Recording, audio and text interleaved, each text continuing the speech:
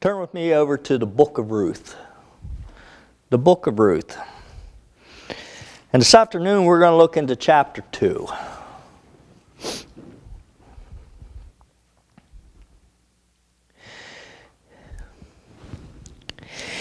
In Ruth chapter 1, we see how Ruth came to be the daughter-in-law of Naomi. The journey to Moab, Naomi and her husband and their 2 sons. And then we see where the death of Elimelech and the marriages of the sons to Naomi and to Oprah. And the deaths of the sons and Naomi's return to Judah, and she went with Ruth. And we noticed Ruth's choice. Ruth decided to leave her home and also to leave the religion of Moab, in which they was worshiping idols and different things that's not approved by God. And then we see where Ruth's choice, where she adapted Naomi's home and also God as her own. Throughout this event with Ruth, we see that Ruth has a lot of devotion towards her mother-in-law. And then also we will see that also in this chapter about her service. So let's go ahead and read Ruth chapter 2, starting in verse 1. There was a relative of Naomi's husband, a man of great wealth, of the family of Elimelech. His name was Boaz. So Ruth the Moabitess said to Naomi, "Please let me go to the field and glean heads of grain after him in whose sight I may find favor." And she said to her, "Go, my daughter." Then she left and went and gleaned in the field after the reapers. And she happened to come to the part of the field belonging to Boaz, who was of the family of Elimelech. Now behold, Boaz came from Bethlehem and said to the reapers, "The Lord be with you." And they answered to him, "The Lord bless you." Then Boaz said to his servants, who was in charge of the reapers, Whose young woman is this?"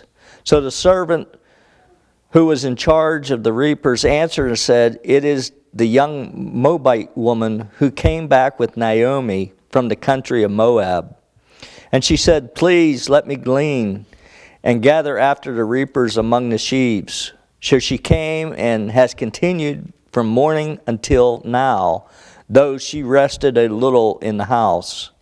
Then Boaz said to Ruth, "You will listen, my daughter, will you not?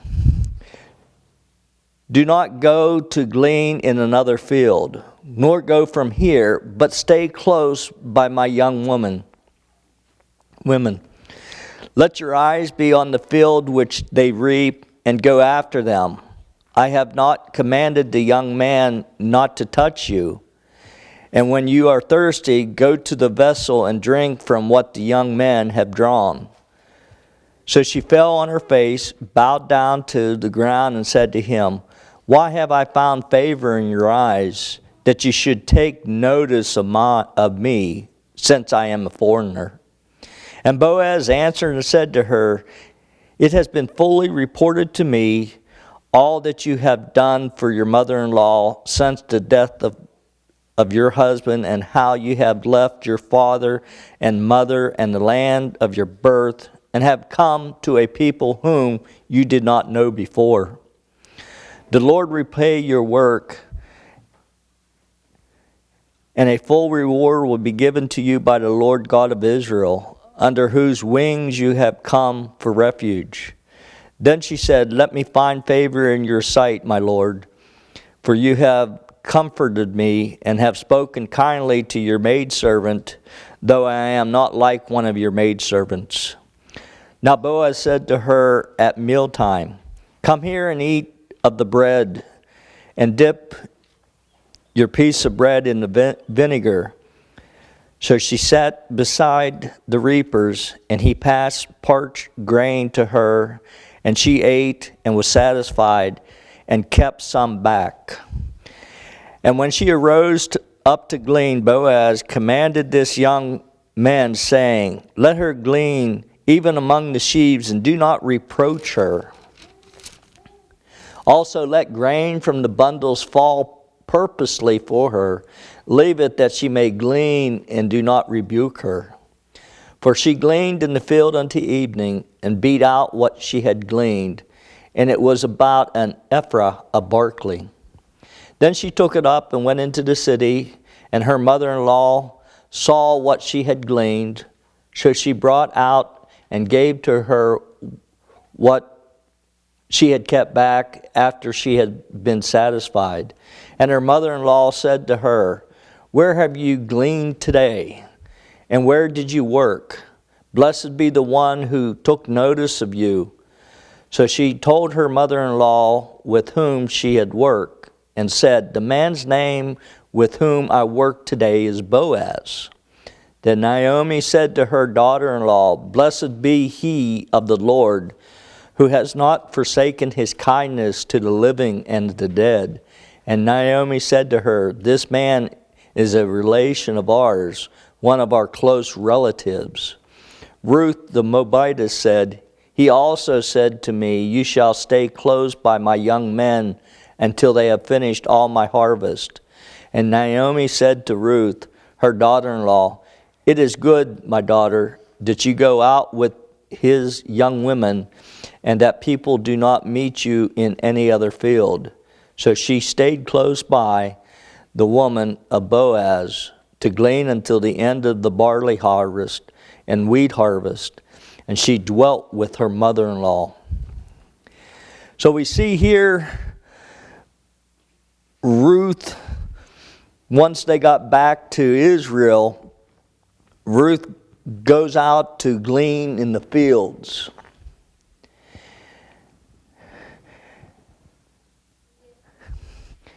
And here we're introduced to Boaz here in the first verse of chapter 2. And we learn that Boaz is actually a relative of Naomi's husband. And we also learn that Boaz was a man of great wealth.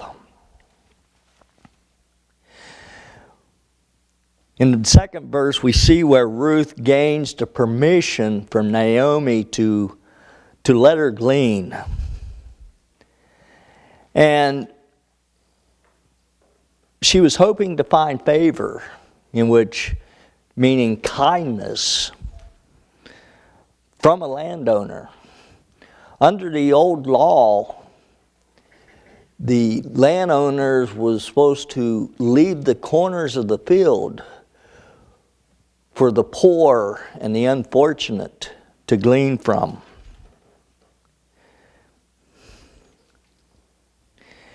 And that was the way that God provided for strangers, for those who is fatherless, and also to widows. And we read that there in Deuteronomy chapter 24, starting in verse 19 and following. And perhaps, if you really think about it, probably not all the landowners respected the law of God. And especially towards strangers, meaning foreigners, people from other countries.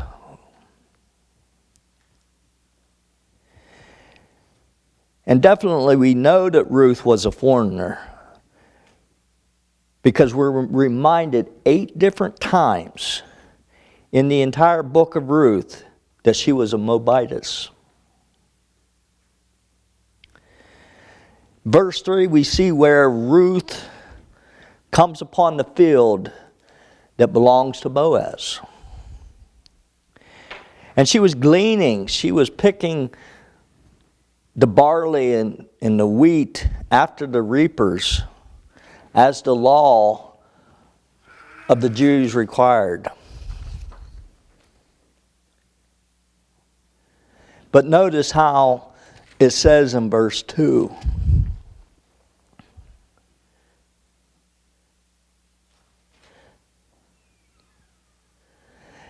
And where it says, she happened to come upon the field that belonged to Boaz.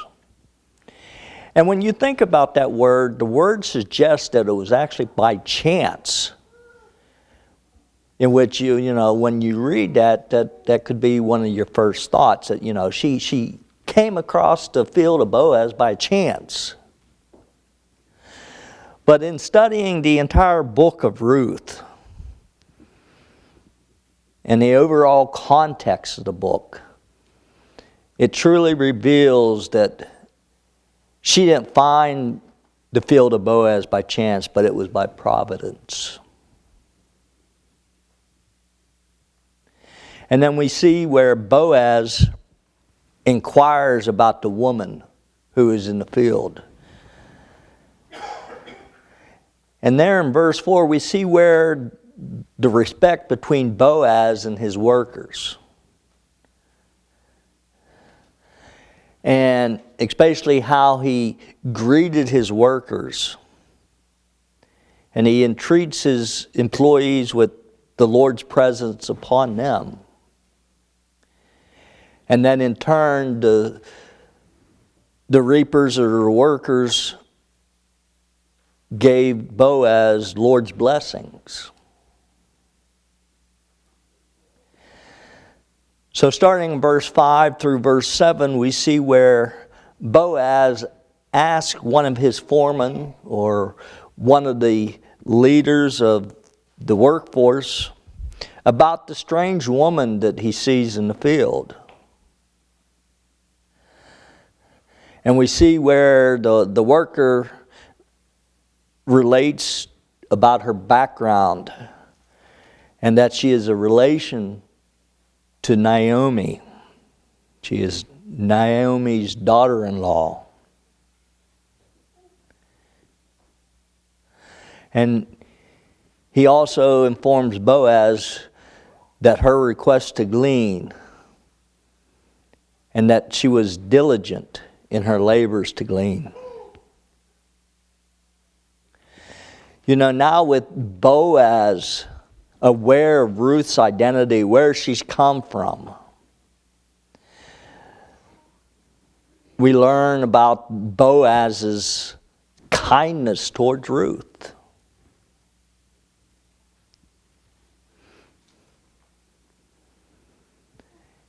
His initial kindness encouraged her to glean in his field alone. Meaning, don't go into somebody else's fields. Stay in my fields. And to stay with his young women that are reaping the barley and the wheat. And then Boaz also shows kindness to Ruth and tells his young man, who has actually been commanded not to touch her. Let her do what she's doing. And then turns around and tells her to drink when thirsty with the water that was drawn by the young men there in the field.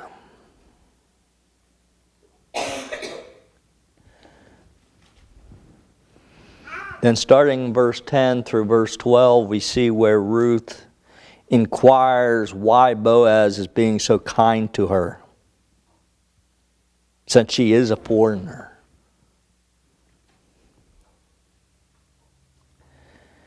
Well, Boaz has actually done some checking up on her.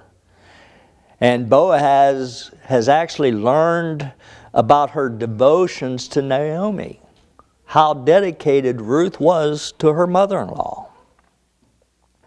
And he also heard about Ruth's choice, about staying with her mother-in-law and following Naomi's God as hers God.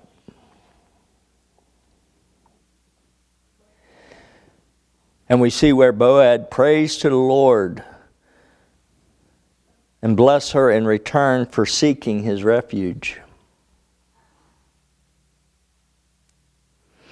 Verse 13, we see where Ruth is actually comforted by his kindness.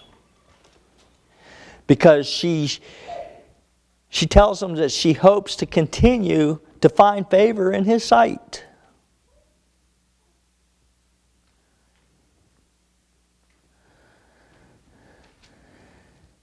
And if you really think about it, we know that Ruth is a foreigner. We know Boaz is a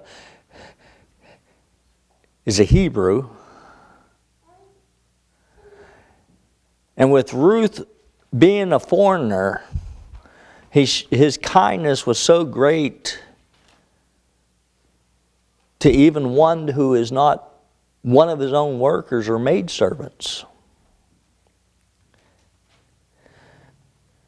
So as the day went on, we see there in verse 14 where Boaz extends his kindness even farther to Ruth and shows her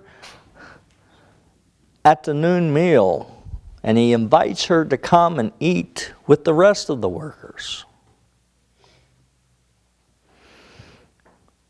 And we see here in this verse that he even passed roasted grain for her to eat.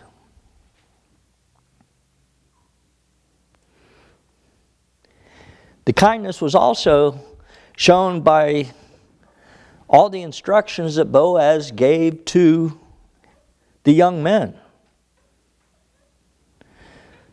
To where Boaz told them to let her glean even among the sheaves without reproach. And to purposely let some of the stalks fall from the bundles for her to pick up, to glean. And that allowed Ruth to be able to reap about an ephah, in which is about approximately 30 to 50 pounds of barley.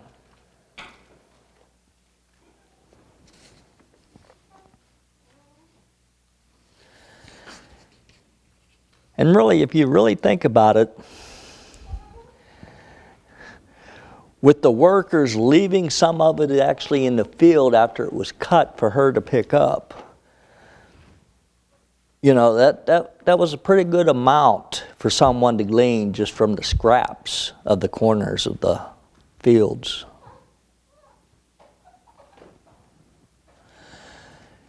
And in turn, she actually had a lot of help from the workers, in which they sort of was a little bit clumsy, weren't they, when they were packing the sheaves up. But I want you to notice how Naomi responds to what Ruth shared with her.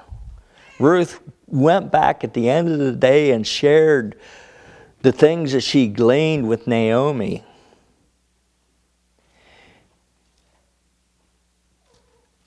And then Ruth gave Naomi the excess grain that she had left over from the noon meal. And Naomi responds and rejoices over God's kindness.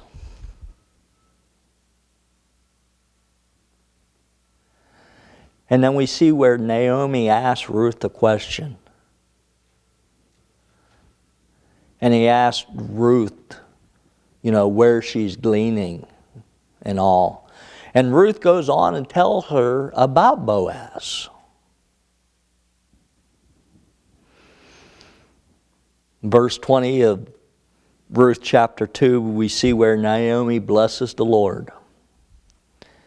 especially for his kindness to the living and also to the dead. We see that Boaz is a close relative who would have the duty to preserve the name of a dead relative. And we see that in the law.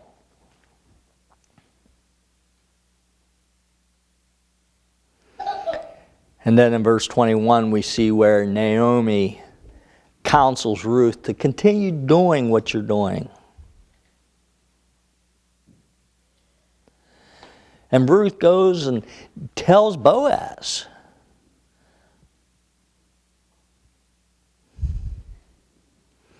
Naomi also encouraged her to stay with the women who are laboring in Boaz's fields, in which at the end of this chapter, Ruth does until the end of harvest. And she continues living with Naomi.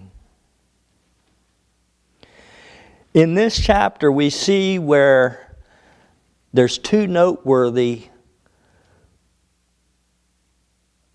examples of righteousness. Number one, we see where Ruth's humility and willingness to minister to the needs of her mother-in-law. And I want you to think about that. Ruth could have done exactly what Oprah done. Oprah ended up going back to her parents, her mother's house, and back to worshiping idols. But Ruth decided to stay with her mother-in-law to help her.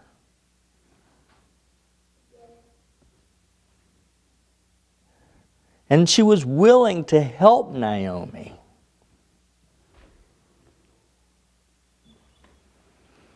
And then we see Boaz's example of his kindness. And also we see Boaz's priority.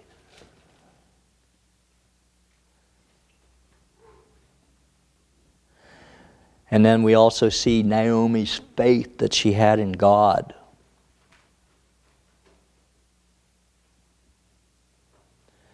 Although in chapter 1 we see where Naomi thought her earlier loss of her husband and her sons was due to God being disciplining her for something. And by everything that Ruth has done and Boaz is doing, we see where Naomi now is actually convinced that God did not forsake her. And all his kindness to the living and to the dead.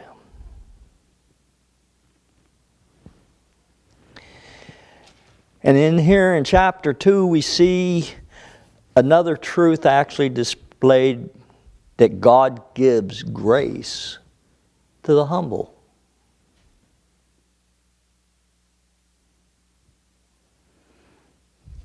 And that reminds me of a text. And it goes, "Likewise, you younger people, submit yourselves to your elders.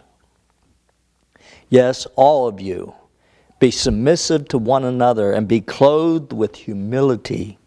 For God resists the proud, but gives grace to the humble. Therefore, humble yourselves under the mighty hand of God, that he may exalt you in due time, casting all your cares upon him, for he cares for you." We see where Peter wrote that there in 1 Peter chapter 5, starting in verse 5 through verse 7. So this afternoon, are you willing to render service to those who are around us and humbling ourselves before God? The choice is yours. If you have any needs, why don't you come as we stand and we sing the song of invitation.